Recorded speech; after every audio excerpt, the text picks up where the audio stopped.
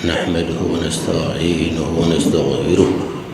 ونعوذ به من شرور أنفسنا وسيئات أعمالنا من يهد الله فلا مضل له ومن يضلل فلا هادي له وأشهد أن لا إله إلا الله وحده لا شريك له وأشهد أن محمدا عبده ورسوله. الخطبة اليوم على حكم ترجمة القرآن في الصلاة.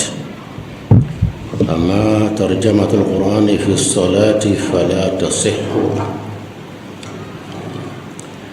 ولا سيما للقادر على قراءة القرآن باللغة العربية، لأن الترجمة لا تسمى قرآنا، والذي يقرأ في الصلاة هو القرآن وحده، لقوله تعالى: فاقرؤوا ما تيسر من القرآن، وأما ما ليس بقرآن فلا يقرأ في الصلاة. فالترجمة سواء كانت بالعربية كتفسير القرآن أو بغير العربية مختلفة عن القرآن في إعجازه ونظمه وخصائصه وتعريفه ومصدره، فليس من دعا الله باسمه العالم قائلا يا الله كمن فسره قائلا أوكي. بخطبة بفهمين كام ودي كا سالي ni kan wɛrɛ ye min tɛ kuranɛ ye, kuranɛ min jiginna arabukan na, ka sali kan wɛrɛ la n'o ye o ye fɛn kura dɔ ye dina laban in na, i bɛ taa dina yɔrɔ bɛɛ i t'a ye ɲa la. a sera sa ma kalan o ye tiɲɛ ye, mɛ n f'i ɲɛna hali ka sa ka fisa ye. ma kalan o ye tiɲɛ ye, fɛn dɔ donna n kun na, mɛ n taara maka, n taara madina, n taara egypte, n taara dina yɔrɔ o yɛrɛ ma yɔrɔ si ni ma se ka yeli kɛ halisa kura ɲakisɛ filɛ bi kun i tɛ yeli kɛlɛ, e fiɲɛ to de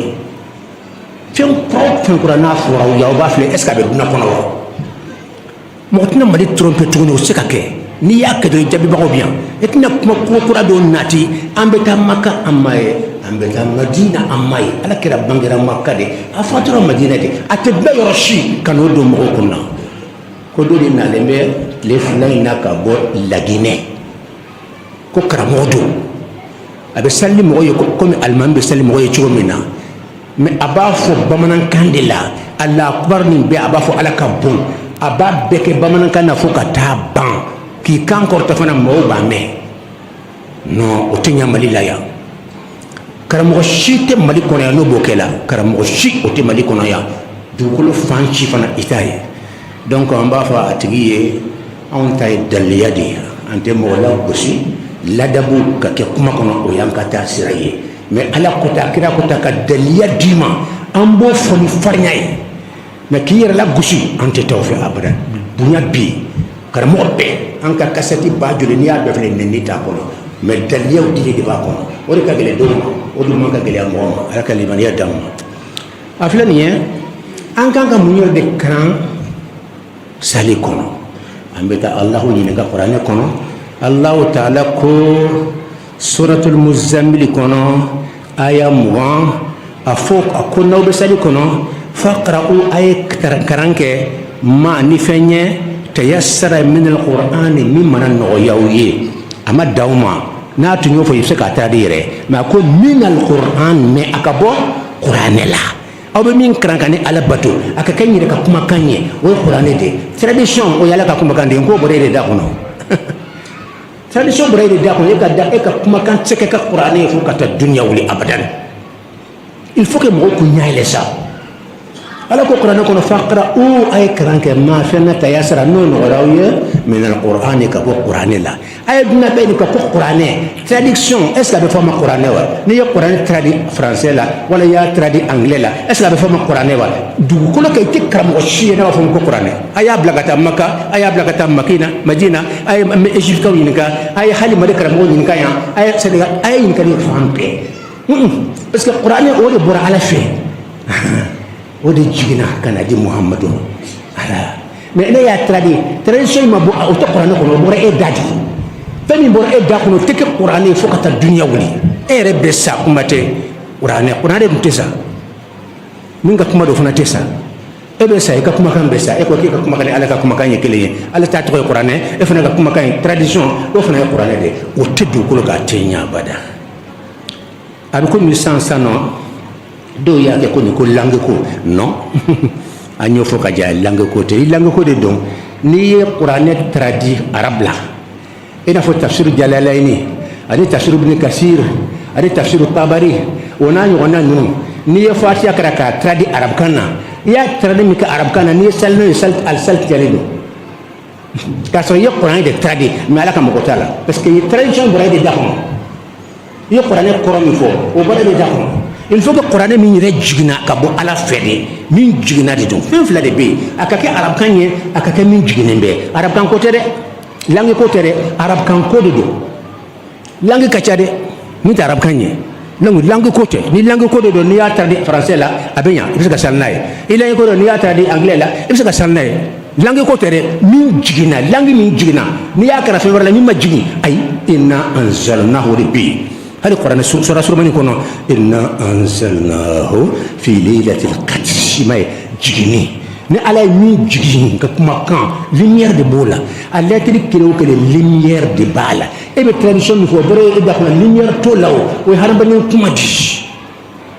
tradition ni ala ka kuma te kele fo ka kadnawli kanu ke kele kana ke lago koy langi kelempe atoy qur'ane fana min jigina do arab kan to tala arab kan to tala qur'ane tradition tafsir qur'ane tafsir fane arab kan de ni salana ala tamina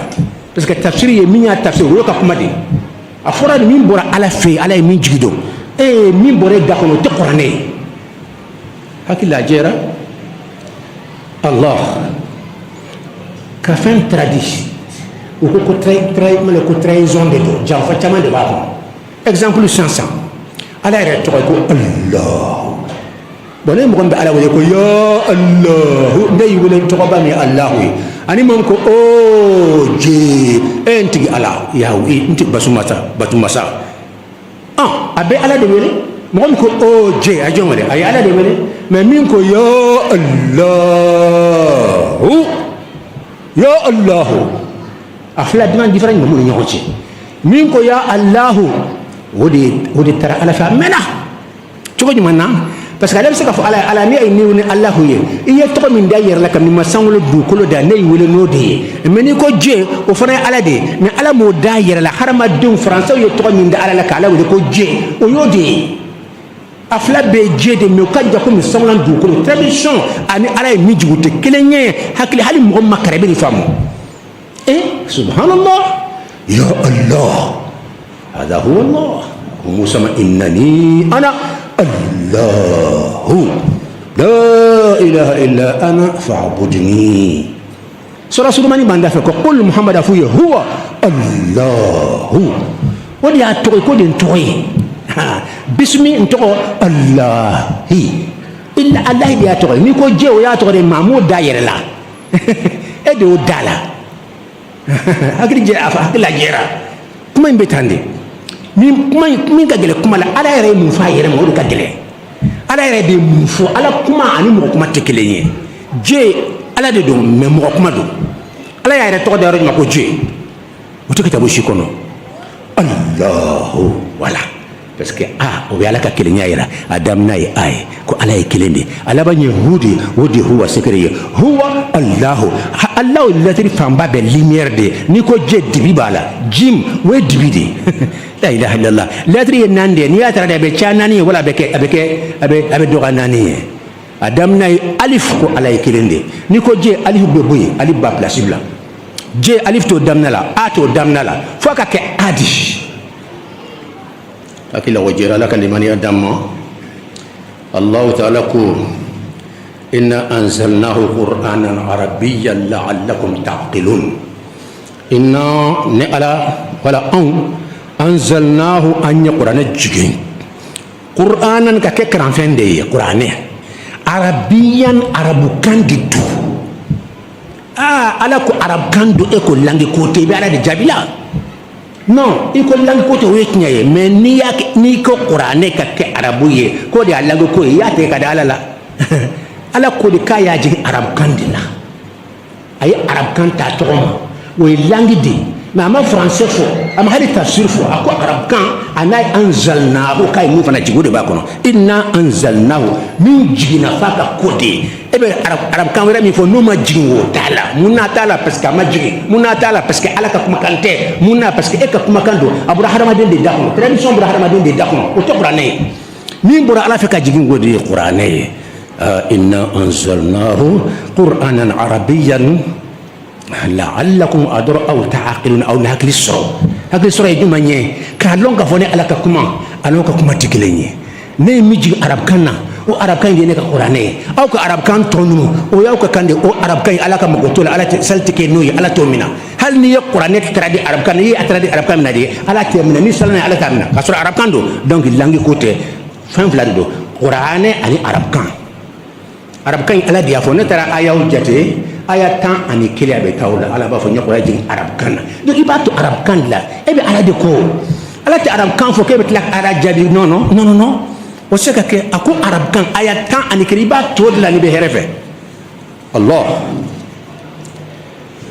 faman kasaba aw yɛrɛ b'a lɔn ni daliyaw de ye an balimacɛ silamɛya la wala hadamadenya la preuve filɛ nin ye komi ale yɛrɛ bolo i b'a sɔrɔ a bɛ basé preuve de kan a k'i tulo ma jɔ preuve haqiqa la voilà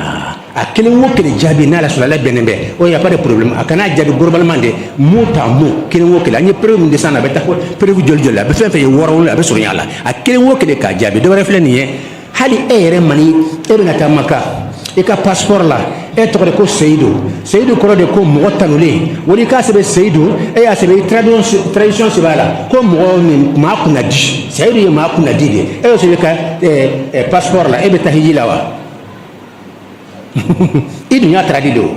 et puis a kɔrɔ bɛɛ ka kan seyidu ye kunna di de maa kunna di i y'a sɛbɛn la ne tɔgɔ de ko mɔgɔ kunna di i bɛ passé i bɛ taa maka tradition tɛ se ka bila mun yɛrɛ nɔ la hali kunna kɔnɔ hali mɔgɔ ma k'a bɛ se ka nin jaabi a fili kɔrɔ nin ni mɔgɔ min tɔgɔ ko muhamadu kɔrɔ min bɛ tanu ka caya e ka passeport la i b'a sɔn ka muhamadu sɛbɛn i ko ne tɔgɔ ye min bɛ tanu ka caya i y'a tradi a bɛ ɲa wa hali n'i bɛ don ekɔli la u b'a fɔ wolosɛbɛn n'i ye hali lɛtiri kelen mana jaabi a bɛ ɲa wa e tɔgɔ ye muhamadu min bɛ tanu ka caya e taara kɛ e wa wolosɛbɛn na a bɛ tɛ min wa o ye dunan yɛrɛ y'an ɲɛkɔrɔ nin ye an tɛ hakili sɔrɔ ko makaran n ko hakili fana bɛ yen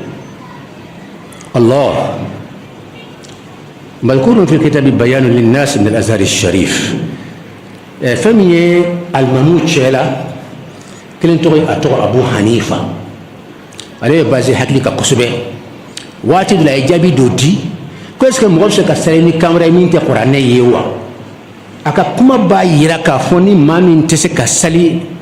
ni arab kanye kibse ka sali ikakana ayofo maintenant mais aya ye dunia loni kala fanba shimata ta fɛ bon hala yɛrɛ ka karanden min n'olu bɛ suma yɛrɛ ma olu suma ta fɛ a ko ale seginna kɔfɛ a bɛ kitabu min kɔnɔ a ka ca ko a seginna kɔfɛ n tɛ se k'a bɛɛ tɔgɔ d'a ma sugu kojuguba waati ka surun mais n bɛ kelen tɔgɔ d'a ma a tɔgɔ ye ko bayanun linnasi min al-azhar sharifi o ye azhar misra Égypte olu ka karamɔgɔba bɛ université belebeleba min bɛ yen o ka kitabu belebele dɔ bɛ yen dunuya kitabu sahalenbaw bɛɛ kan k'a tɔgɔ sɛbɛn bayanun linnasi min al-azhar sharif n'olu ko n ko o bɛ lamɛn dɛ olu ko abu hanifa ta seginna kɔfɛ kitabu caman wɛrɛ bɛ yen o k'a seginna kɔfɛ an ma kitabu kelen pe min ko k'a ma segin a kɔfɛ bon ni e min ko k'a ma segin a kɔfɛ y a pas de problème an ye kitabu tɔgɔ di ma i fana ka kitabu kelen pe dɔrɔn tɔgɔ di min b'a yira k'a fɔ abu hanifa ta a ma segin a kɔfɛ abu hanifa ka segin a kɔfɛ a bɛ kɛ ne yɛrɛ kan parce que mɔgɔ o mɔgɔ bɛ abu hanifa ta kɔduna kɔnɔ a ka madhabu yalo an caman bɛ malikiya de nɔfɛ mais abu hanifa tɛ ka madhabu bɛɛ duna kɔnɔ a ye taa fila a si ma baara kɛ n'a ye a si tɛ kuranɛ traduit français la wala kan wɛrɛ la e b'a fɛ k'a fɔ k'u ka karamɔgɔ ka sira bila wa a tɛ komi alimami malik ka fɛn dɔ fɔ sisan malikiya bɛɛ k'a bila o bɛ se ka kɛ wa hakilimaw alimami malik ka fɛn dɔ fɔ diinɛ kɔnɔ minnu tugulen b'a ko a bɛɛ k'a ka kuma bɛɛ o bɛ kɛ wa donc nin b'a yira k'a fɔ abu hanifa t'a segin n'a kɔfɛ a minnu tugulen b'a ko olu bɛ sɔn ka baara kɛ n'a kuma ye parce que u b'a la a segin n'a kɔfɛ ne min ko k'aw ma segin a kɔfɛ perewu kitabu kelen bɛ tɔgɔ di an ye kitabu dɔ tɔgɔ di ma yɔrɔ jan ko tɛ Allah preuve kacha bidro ne be donoro ne foni donc al tasira shite duna kono al mambanani mutata duna kono sunu mo famba bebe ni al mambanani de ko abu hanifata al imam shafi'i abadam al imam fulana al imam malik ma imam shafi'i imam ahmad hanbal ka qur'ane trade ni shita ka duna kono iti nyaile makram menti nyaile munde be duna kono itara makka ita ikuba trade itara madina ite almamshiya ka ba trade ibeta dukolo kitabu misri million joli katadna fambe beta degne fete kelen soro la ka ba tar la français la wala bamana kana wala kan la beba lon ala ka kuma kan jigena chiro mina beba karna jeli ite to mo ko to mu ko ala re mu voyan ala ka lemani ya damma allah ta'ala ko ومن يشاقق الرسول من بعد ما تبين له الهدى ويتبع غير سبيل المؤمنين نوله ما تولى ونصله جهنم يعني جهنم لك كسامة وساءت مصيرا عليكم أبا فوي عندي واتيتي مصر يا قدرون ويتبع غير سبيل المؤمنين كل ما من مؤمن جباب نينك دونكم مذهب الناني بيباكا shi aw bela jere be min kan ahlul baytu be min kan sahabaw be min kan madhabun nani be min kan itaradna yororo be min kan ko qur'ane te tradi kan yorla ala ya jigi tumi ba karan tende sahabaw mun tara jamana bero kan ni arabu jamana te uma tarabu ka kana la ala kalimaniya damma ويمنون كسر على كو ويتبع غير سبيل المؤمنين مؤمن جماعة رسلم في توفى نما توفى نوله ما تولى إيره سشرا من شوازي إيره أمبو كي كسرائي وبلا سي بلاو من ما أكره إتكسوما ويجمعني ونصله جهنم على كو أمبا تجد جهنم كونه جون ما من مؤمن جماعة بيبي مينكو أيو كلين كسر بلي كلين تاري دما aya ko si karamo fa be tanaw ye krefe abe akacha de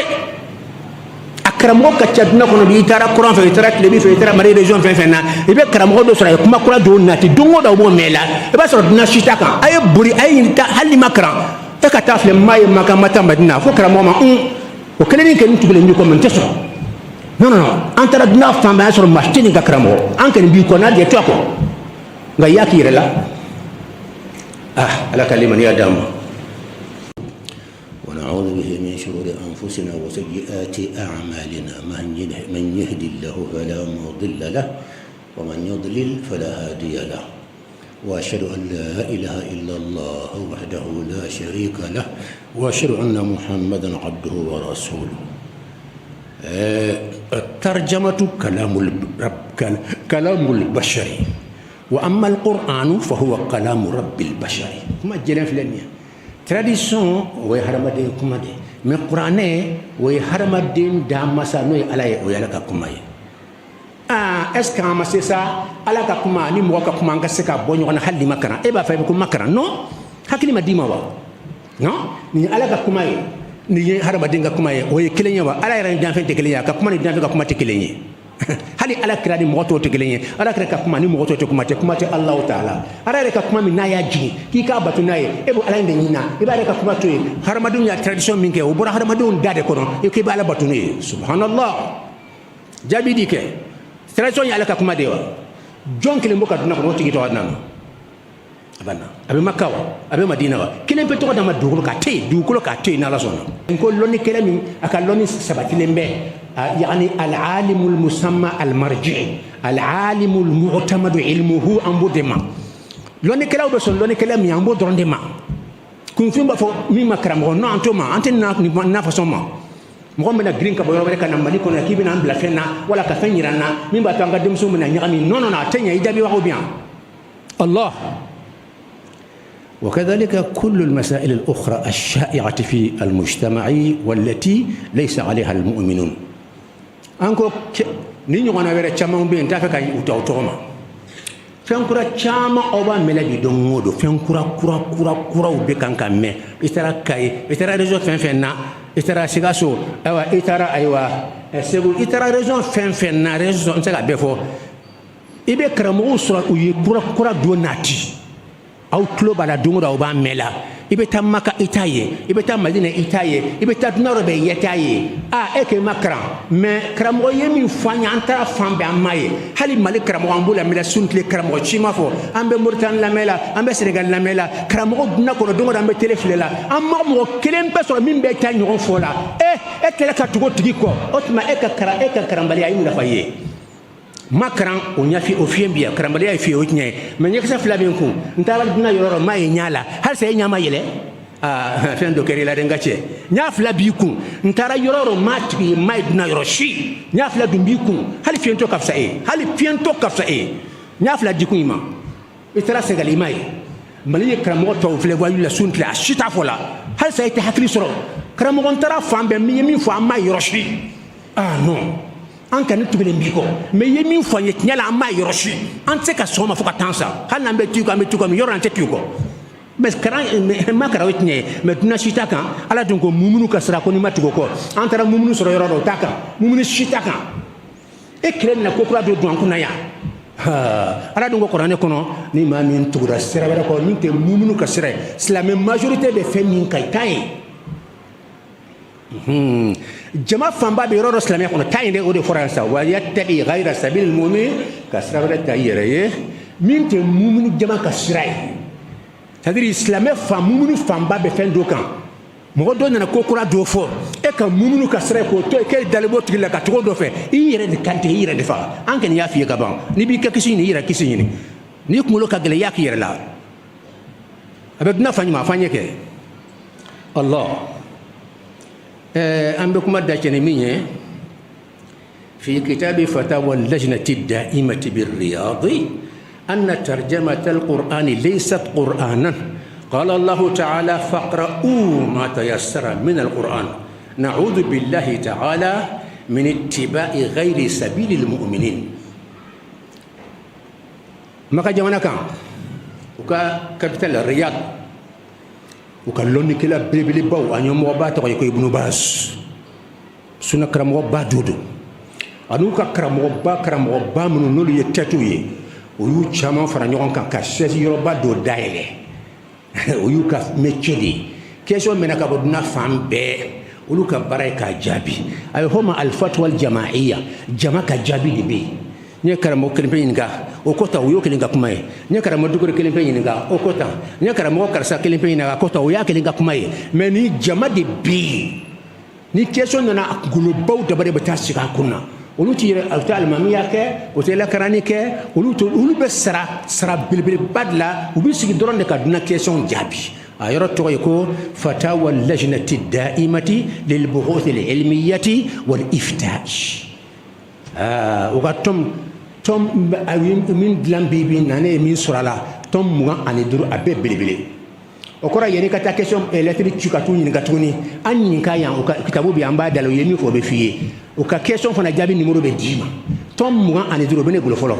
mais hali sinu be jabi la do baro be faraka tom ro be faraka sandama be se ka tom bi sabala tom kemere la alaka limaniya dama o lu ye question pose ko est-ce que ko ni Qur'an traduit abe fama Qur'an wa ni question de taraw fi ka bo jamana dunkantalo ka tafuma ka fo chef bala yoro mi mo kelente jabi din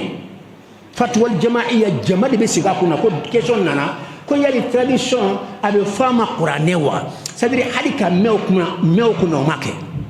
mais to la o ite mo so du kuro kan min ba fo ko Qur'an ala ka kuma ko tradition ko Qur'an abada tradition bro e dade ko angada nyino ko ete alaye bo ala ka kuma kan wo jigina de wo ara ka kuma kan de kanadi Muhammad ma kado Jibril bolo kanadi Muhammad ma o de Qur'an yi ango hal ni Qur'an tradi arab la ka ke tafsiri salte ken tafsiri ka sura arab kando mais salte kenay muna parce que ale majri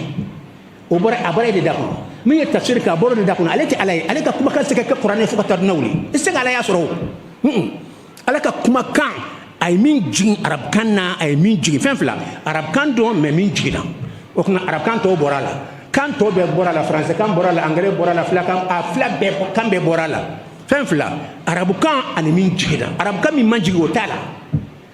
ala ma arab kan min jigi fe e ya fo e ka tafsir o taala allah akilla jera o yuni ka ko yali tradition bi fama qur'ane wa o ye jabi min dia fle ni o ko وكجابير النصف لكو في كتاب فتاوى اللجنة الدائمة بالرياض أن ترجمة القرآن ليست قرآنا وكو أن ترجمة القرآن كقرآن تردي كان ورلا سالي كنا كيف سالي نوي سبحان الله إيه أوس نوصنا كتاني في أنك وجلي منافع دوك ملوك كجلي بس هم مقبل جماعة لما سالي بانو كاي على دبالون كني مدار نوي كم مسين كنا مدار نوي كابدا ayi o keleme soro misiri kono ya abada madawla ni wajuli be nafakela o manka ke fona soro danga ba tigi nofe me prévu dire ala e mi fo foriye ka tlatuguni hakidi yere te be somma ko fiye ka fen bo nyona ala kuma ni mo kuma ko kelunte an ko nyafu ya bi ko itara dina ro ya yaro dum ibina fo karam ko vraiment yemi fa sonna ma antar dina yoro be amaye antar sango sambeta hiji amaye maka antara madina amaye egypte nga karandon be anye telefon ci ku nyinka ku ka sheikhu nyinka ko ate be dina shitaka mumini famba taro mi tetain atenke kada tay o ko yimar fatire kana kayira do jahannama ala wode fo qur'an kono ومن يشاقق الرسول من بعد ما تبين له الهدى ويتبع غير سبيل المؤمنين نوليه ما تولى ونصله جهنم بعد جهنم كن وساءت مصيرا جون ما من مؤمن جما فما بترمي في عليك اللي بترى دما كرام غد يكما فدرون اي جباب باب كسر لك توكل بترى في ngache itato hadiso ko karje be Quran sara fona ka Quran sara no man no doni fana ka no donde me be ka Quran men men kelen be ka Quran sara ngode be mo toro al musiba idha ammat hanat wa in khassat azumat al musiba idha ammat hanat wa in khassat azumat musiba nana Quran tegera men kelen ka Quran tigara o de be mo toro quoi carte be tamen nembe jama taro na tay jama be tamen nembe refer ka tay akuma ko de ni mais be ka Quran tigara fana ta tigara o kan no doni o ngelen de o tout sur jama ta kan no ala kalimani ya dam bo krefe donc ambe ko ba ja tene minye o de ye al lajnatu daima o kan ye siriya bilbil baye ni mo fana be se ka livre wer to damma amba fo lon ye lonide ni be lon je be kana je ni plani ni ke unyai non atigi livre to de ka page ti ka Quran ayawti ifra be na Quran ayaw na hadisawiye ani daliyawiye anko fi kitabi fatawa lajnati daima oye maka jamana yere be lana la chaise bami ka loni kila bamu ko be nyoko soro do ngodo question be na kaduna kono ka jabi question do be ko est-ce que ka Quran tradi bamanan kan est-ce que be fo tradition ma ko Quran wa adun fara ko salti ka nyafika ka ni Quran de ni Quran ndo am se ka sallaye o ko tradition te Quran ye et puis na be de buka e be tamituni daliya dira ama fo ala kan kisi na'udhu billahi ta'ala min ittiba'i ghayri sabilil mu'minin ala kan bekisi dine kuma cara sa ko na kana mo belame aya nyanyini munu nyanyini ka lon kramo to so na minya aw nyini ka kunfi so na minya ka ron ga de ayi kana kunfi ga kramo la ama kran hala kunfi dado dina wura halaki fu fala ta kuma fo no entanda do la en makara mais bitaw be kan ki dado fo ka kramo jije eni ala te min ala be nyoko fe bolon kramo so ba fora nyoko ko e se ka fo ni ala be yonte e bolon ci godi min ala be nyoko fo we dugolon do we gundo de e to lon kramo ci to lon kuma te Abu Bakr ta de tiñay e be Umar bala e ake kelen ko de Umar ta de tiñay e Usman bala e ake kelen ko de Usman ta de tiñay e Ali bala non tiñati be ke kelen yowa kun fin be tiñati ke fando la tiñake fambe ka so tiñati be se ke mo ba kelen ye Allah donc bi khutba ne amba surnyata min nana ka bol lagine ambo de jabila ambo de jabi wa mo fara ba ka dina ko namba be jabi abe ba ka dugukolo ka mawoma ni be ni idée de kan ka fo ka kranke ni Qur'ane bla ka tradition kara kala ka kuma ka nyere toyi ambo jabi kala kan sere ka ma be ke sere amba bedema hal na be dina wure fa amba bedema mais anya wuli ma min ka krekerlenya mi fle kana nga jamana kan tele fulani na ka bo lagine abe ko ma yere ka yoro kranke la baw o ka chaise ba dɔ bɛ yen nɔ n'o ka karan yɔrɔ dɔw ye diinɛ ko bɛ kalifa yɔrɔ min ma olu y'a bali k'a tɛ a tɛ sali ni mɔgɔw ye kan wɛrɛ la misi kɔnɔ yen donc sisan da tugura ye fan bɛɛ a wulila ka na Mali la yan donc an t'a la gosi an b'a fɔ an ye prévu di n'a sɔrɔ a fana ye prévu kan ayiwa a k'a ka prévu di bɛɛ kan ya Rabbi ala ka tiɲɛ dɛmɛ ala i ka kuranɛ i ka dɛmɛ u bɛ i ka kuranɛ bila ka taa tradition bila nɔ la ala kana sɔn i ka suma sabali bonya kojugu a to an k'i yɛrɛ ka kumakan kara k'i bato n'a ye hadamaden kuma an t'i bato fo ka taa sa Allahumma salli ala Muhammadin wa sallim